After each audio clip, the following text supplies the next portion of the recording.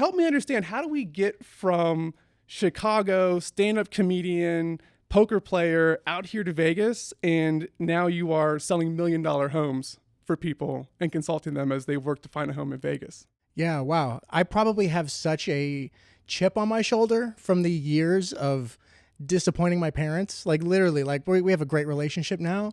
But to me, it was just like, wow, I really fell into real estate. I fell into an opportunity to remodel a home, which I didn't know where it was going to lead. And in that, it led me to commercial property management. And then from there, it led me to real estate. And it really gave me a master's course in real estate and everything that encompasses it.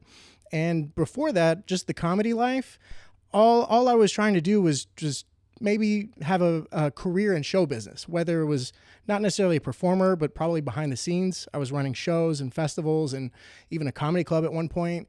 And so I was learning the business, not knowing that the business tactics and the business mindset would stem from that and then apply to all aspects of my life, not even in real estate, but also in family as well.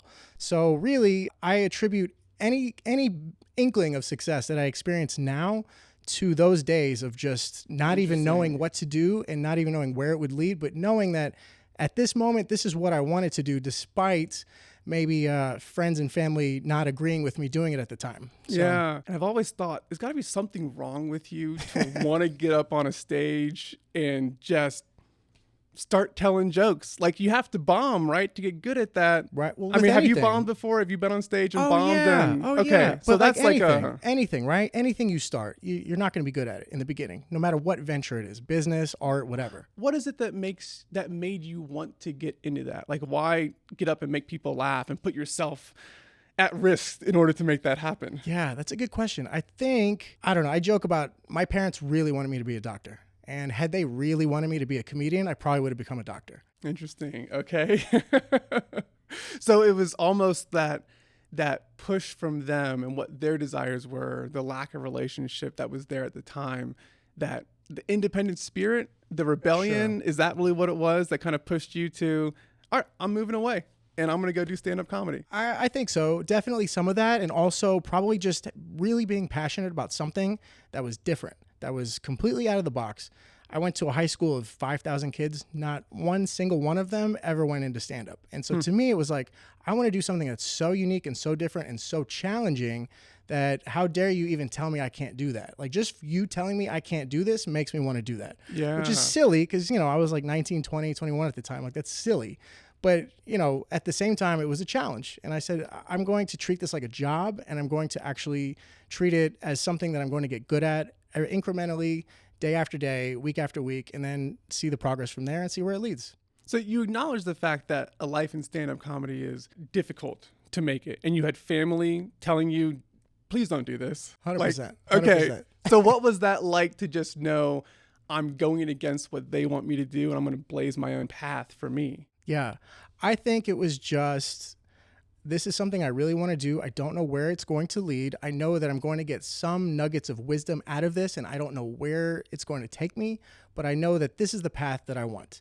And I'm just going to let myself be guided by my own intuition, and which is a scary thing because most people take on a path that is laid out for them already. You want to become a doctor, you take these courses, you pass these tests, you take this residency experience, blah, blah, blah.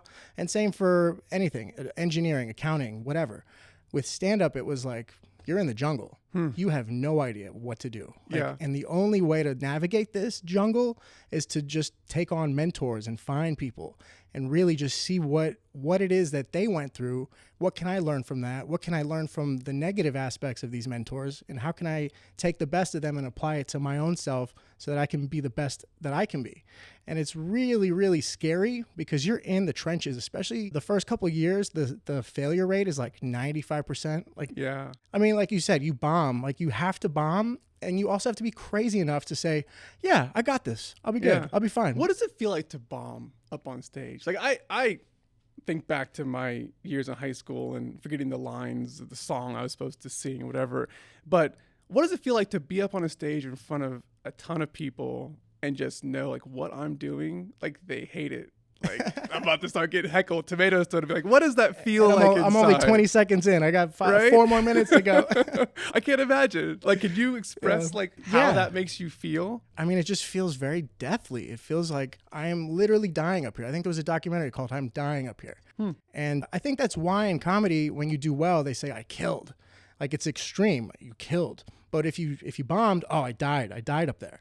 It's very sink or swim. It's do or die.